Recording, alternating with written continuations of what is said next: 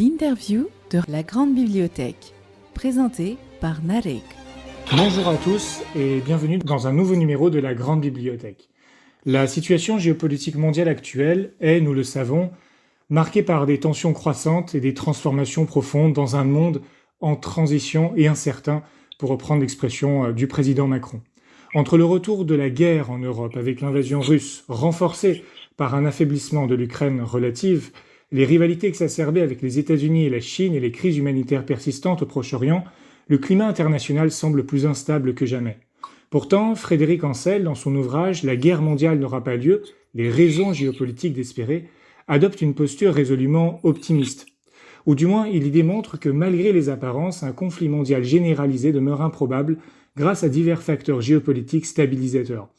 Cette interview, vous allez le voir, explore plusieurs arguments de son ouvrage et interroge ces dynamiques actuelles, notamment avec la question du Caucase et de l'Arménie.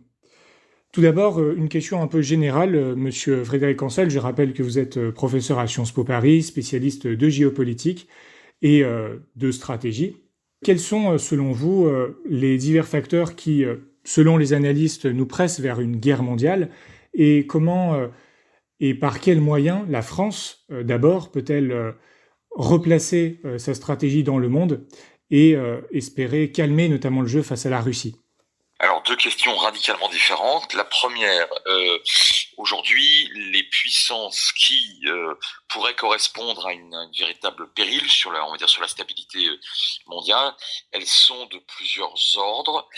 On peut bien évidemment considérer que le côté un peu fantasque et le caractère très imprévisible de la politique menée par Donald Trump nous y mène tout droit. Mais on peut exactement penser le contraire. Pourquoi ? Parce que l'imprévisibilité, en réalité, c'est un élément dissuasif pour des adversaires qui se seraient sentis peut-être plus au confort face à un président précisément plus prévisible. Et les militaires appellent ça le brouillard de la guerre.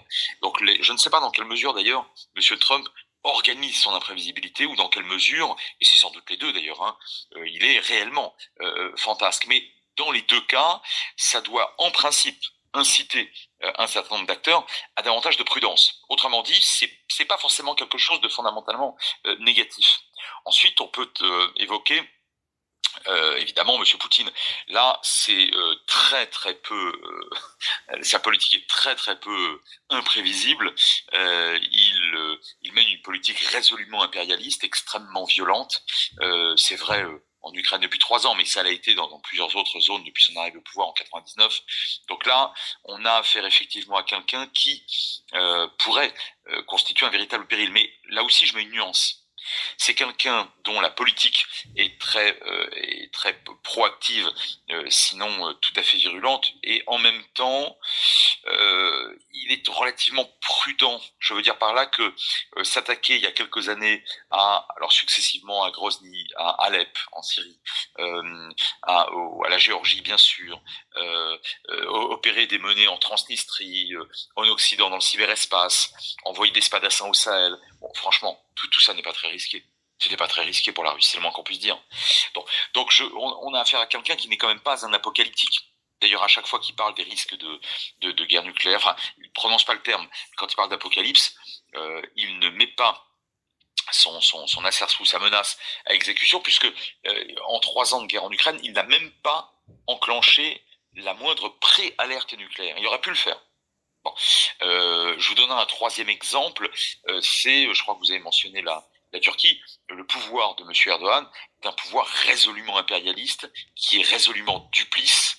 Donc il est dans l'OTAN tout en achetant des armes lourdes à la Russie.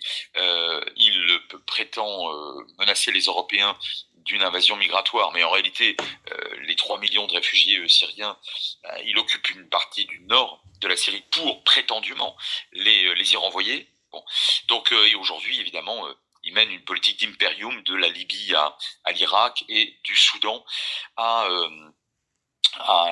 la Jordanie, en passant par d'autres États et évidemment par le Caucase, naturellement, puisqu'il est très lié à l'Azerbaïdjan.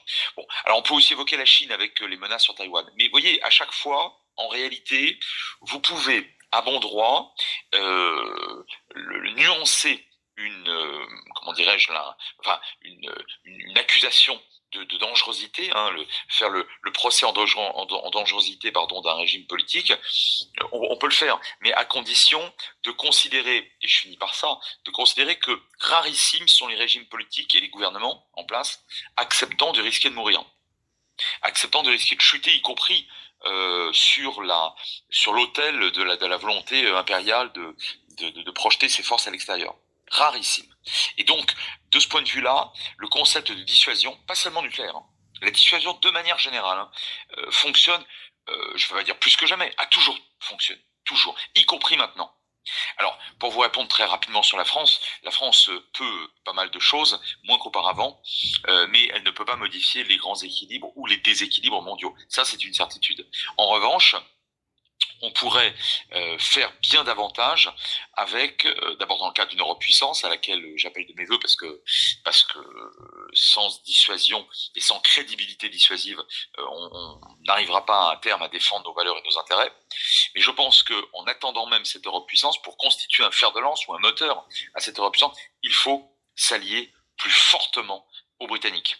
Aujourd'hui, sur étagère, l'espace européen ne dispose que de 2 puissances. Immédiatement, j'allais dire, entre guillemets, utilisables. C'est Londres et Paris.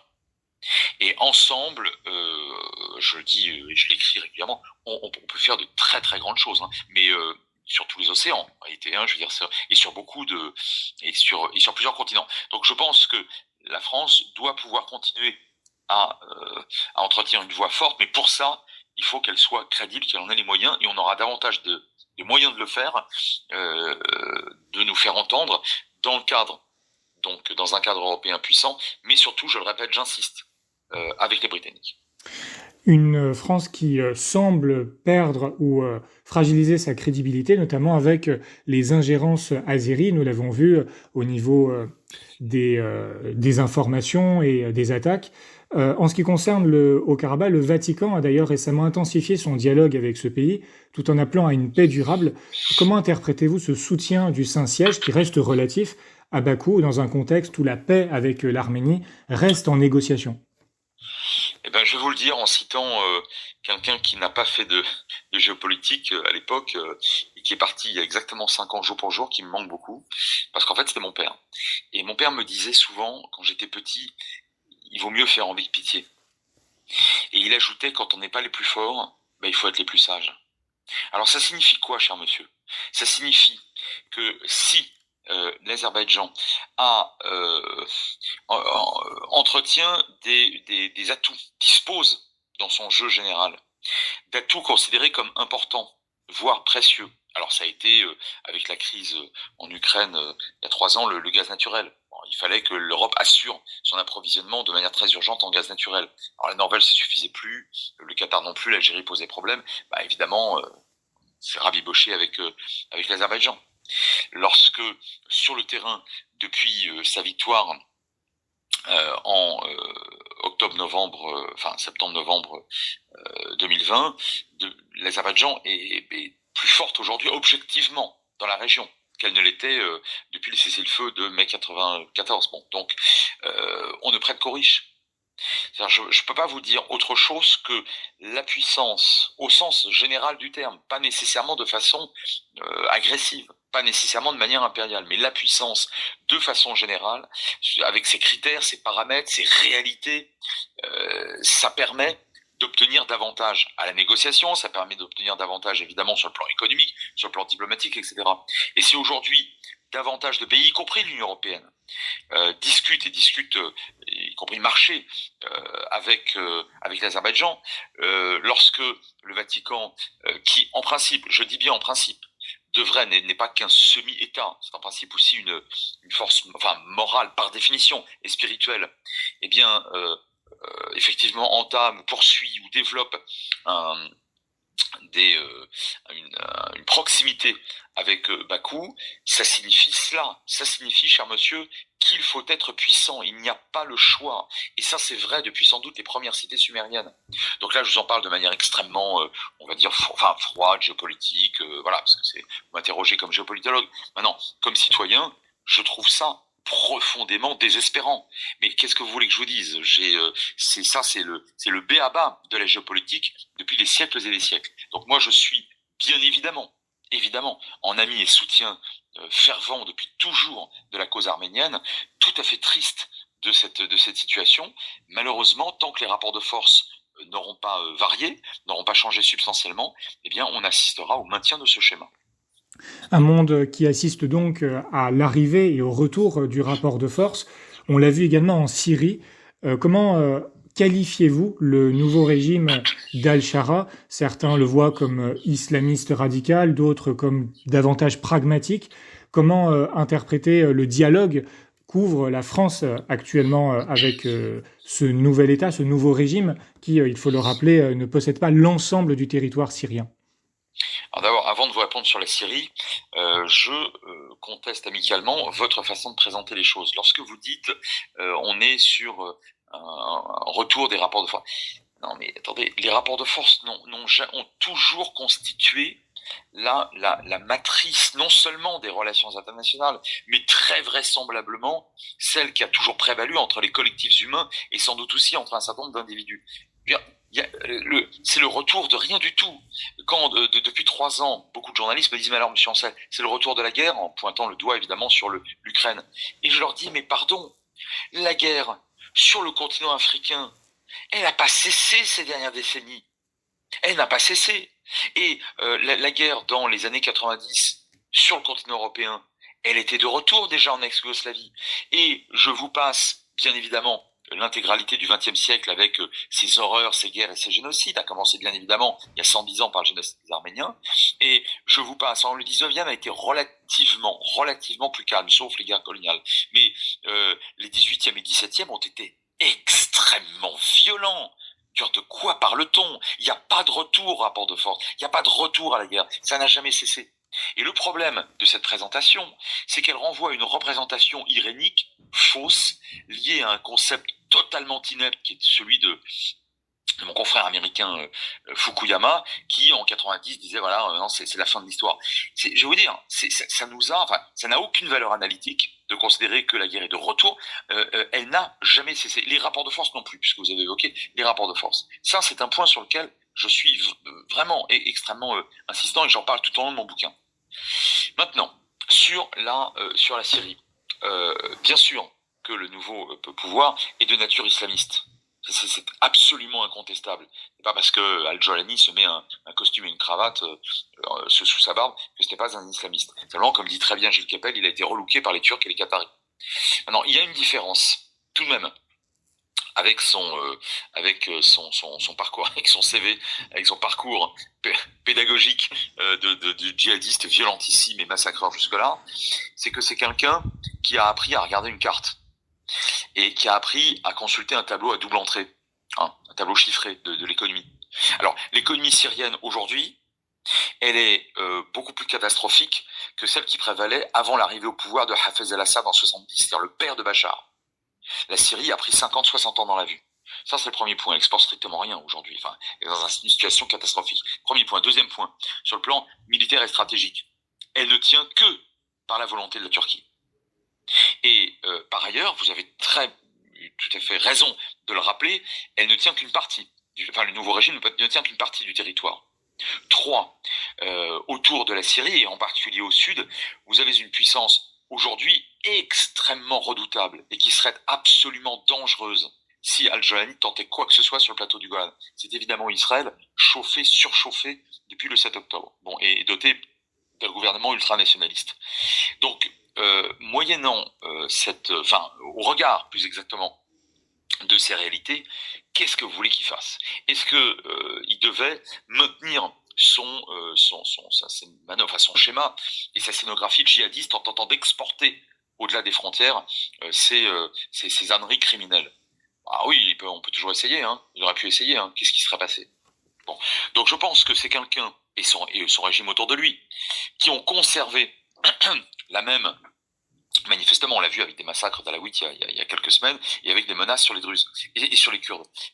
Il a conservé sa même idéologie, mais il a réussi jusqu'à présent à imposer à sa coalition, qui elle-même est très composite, une patience qui, à mon sens, relève quand même pas mal de la taquilla, donc la dissimulation. Mais enfin, au-delà de ça, une patience également stratégique, c'est-à-dire que de toute façon, la Turquie et le Qatar, qui vont être les banquiers, les soutiens, les leviers fondamentaux, vitaux, existentiels de ce régime, ne permettraient pas qu'il se comporte comme Daesh ou comme Al-Qaïda, etc.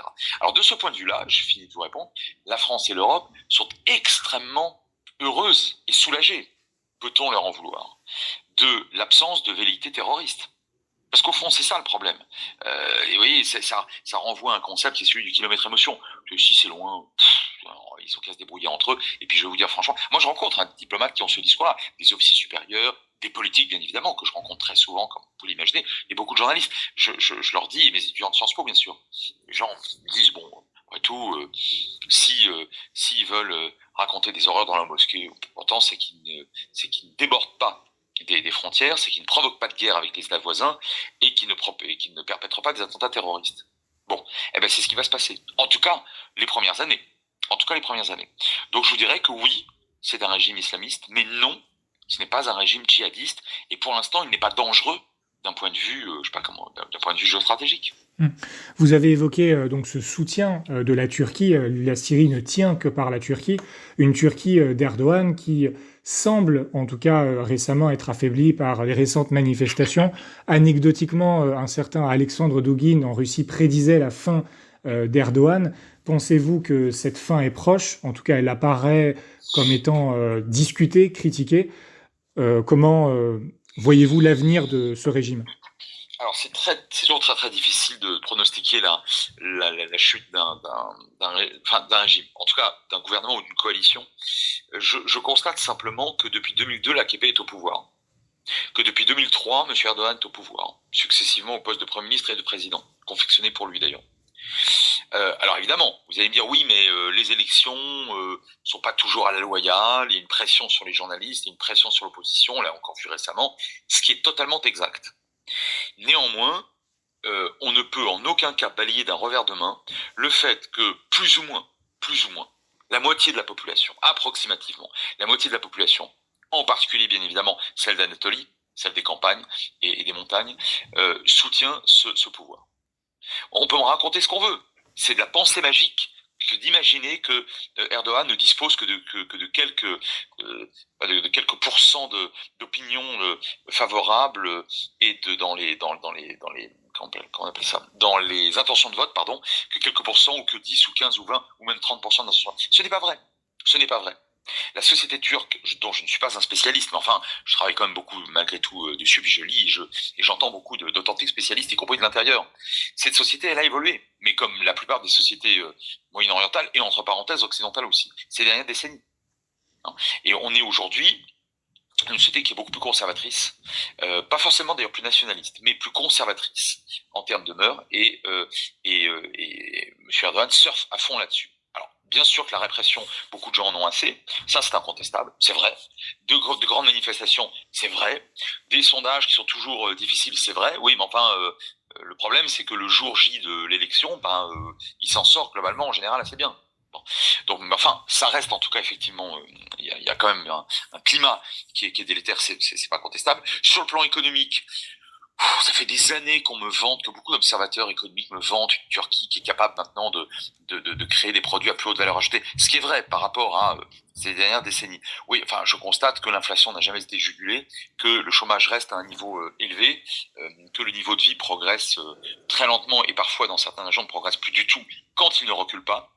Et enfin, sur le plan international, je constate que en dépit de certains succès, au fond, depuis, écoutez, si on revient, je sais pas, il y a 22, 23 ans, qu'est-ce qu'a réellement gagné la Turquie en termes de puissance régionale? C'est maintenu. Je suis pas certain qu'on ait affaire à une véritable, un booster de puissance comme le craignent ou comme l'espèrent certains. Donc je ne sais pas quand est-ce qu'il va chuter ce gouvernement. Je serai extrêmement prudent. Attention à la pensée magique.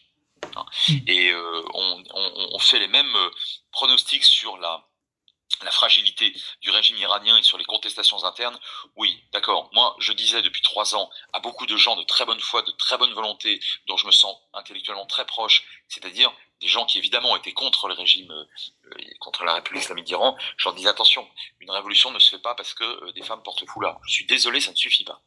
Vous n'aurez pas une masse critique de gens qui sont prêts à offrir leur poitrine aux balles des soldats, ou pire, par millions, pour, entre guillemets, simplement pour ça. Et puis pour mettre quoi à la place? Et vous voyez, et pour la Turquie, l'alternative, elle n'est pas claire. Et vous le savez mieux que moi, la coalition, c'est même pas une coalition, et pour cause. L'ensemble des oppositions n'ont jamais réussi à s'unifier suffisamment pour pouvoir faire chuter M. Erdogan. Ça, c'est une réalité. Vous avez parlé de pensée magique, une pensée qui se retrouve aussi de ce type en Chine. Vous avez évoqué au tout début la question Chine-Taïwan. Est-ce que, selon votre analyse, cette zone pourrait constituer une nouvelle Ukraine, un nouveau terreau de tension, ou est-ce que la Chine se résignera à la négociation et à une certaine stabilité dans la région? Voilà. Alors, question absolument centrale. D'abord, je pense que la question la zone Indo-Pacifique, et en particulier la zone de Taïwan, est potentiellement, je dis bien potentiellement, mon adverbe est important, beaucoup plus dangereuse en termes de stabilité mondiale et d'absence de guerre mondiale, que ne l'aura été, quoi qu'il arrive dorénavant, la guerre en Ukraine, qui finalement est un conflit assez localisé. 2. Je considère que cette région, je parle toujours de l'Indo-Pacifique et de Taïwan, potentiellement est bien plus dangereuse aussi que la guerre au Proche-Orient, ou que les tensions au Proche-Orient, quelle qu'elle soit d'ailleurs, quelle que soit leur nature, et notamment le conflit israélo-palestinien avec notamment une place en masse. Plus dangereux, parce que finalement, là aussi, à la fin des fins, ça reste assez localisé. Bon. 3. Je pense qu'il faut prendre toujours du recul historique et de la hauteur de vue historique et bien sûr géographique, mais surtout historique. Des temps longs, comme j'aime bien les appeler pour rendre hommage au grand historien français Fernand Braudel.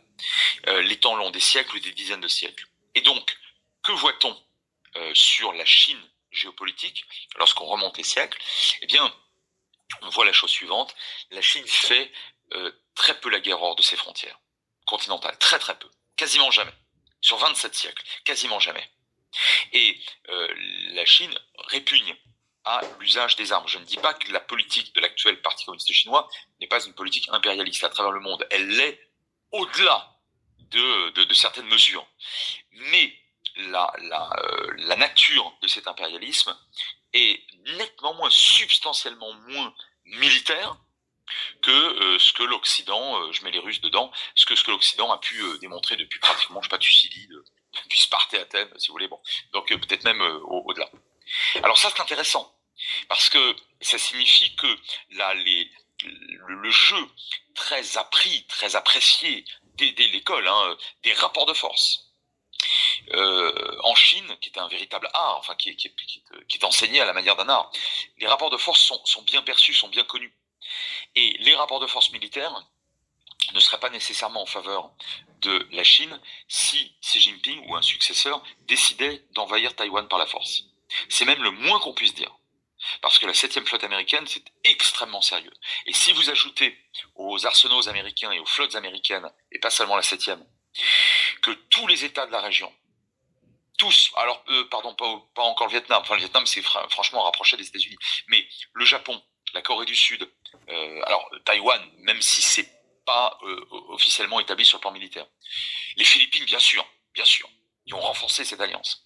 Singapour, bien évidemment, l'Australie et la plupart des archipels du Pacifique, et on pourrait pratiquement aller jusqu'à Abu Dhabi si vous voulez, sont alliés militaires des États-Unis.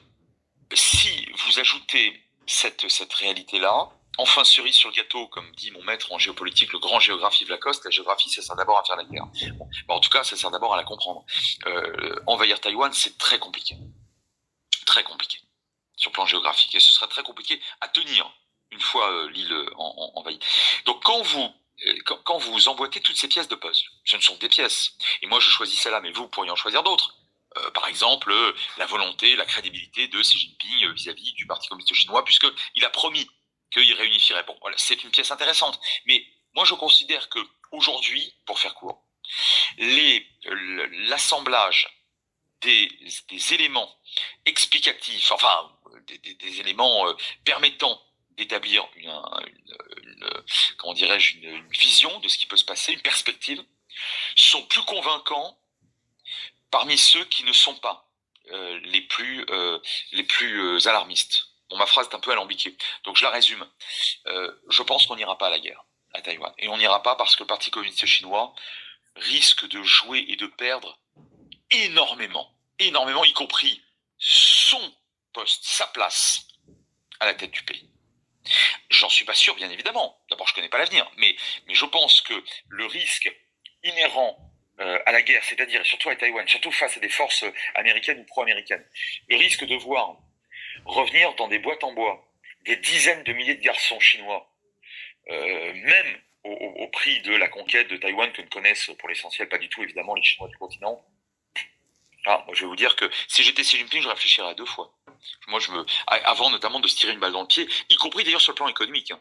Pour le coup, ça marquerait, parce qu'il y aura un blocus économique maritime, donc, et évident, de la part de l'Occident. Bon, donc, moi, je crois pas à cette guerre. Néanmoins, pour rendre hommage à votre question, c'est quand même là que ce serait le plus dangereux. Voilà. Si je me trompais, ce qui est tout à fait possible, heureusement, mais là, je pense que ce serait beaucoup plus dangereux que ce qui se passe au Proche-Orient, au Caucase, en Ukraine et a fortiori, hélas pour les locaux, au Soudan et au Congo, dont tout le monde se fout à peu près à l'unanimité malheureusement. Je vous remercie Frédéric Ancel d'avoir répondu à nos questions. Je rappelle donc que vous êtes l'auteur d'un nouvel ouvrage, La guerre mondiale n'aura pas lieu, les raisons géopolitiques d'espérer, l'espérance qui est le propre de la politique et donc de la géopolitique, et que vous êtes géopolitologue spécialiste de ces questions. Je vous remercie. Merci à vous. L'interview de la Grande Bibliothèque, présentée par Narek.